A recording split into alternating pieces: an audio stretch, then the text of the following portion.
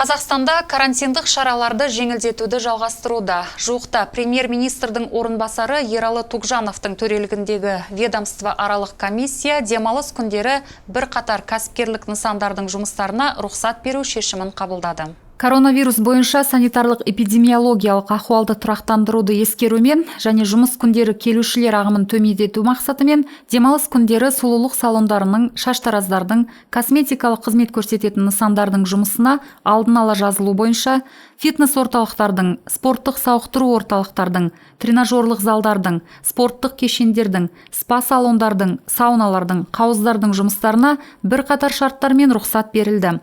Толымдылығы 30%-дан аспау керек, 50 адамнан көп болмау тиіс, алдын ала жазылу керек, маскалық режим сақталу керек, әлеуметтік қашықтық сақталуы тиіс.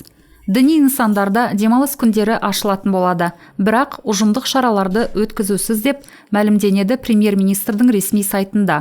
Онан тыс, мемлекеттік органдармен және отандық тауар өндірушілермен талқылау нәтижесі бойынша бір реттік медициналық маскалардың шектеулі бөлшек сауда бағасы 80-нен 60 теңгеге төмендетілген, яғни 25%-ға.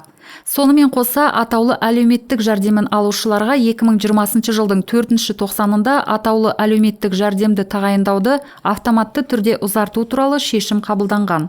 Бұл шара адамдардың мемлекеттік органдарда көптеп жиналуына жол бермеуге және азаматтардың коронавирус инфекциясын жұқтыру тәуекелін азайтуға мүмкіндік береді.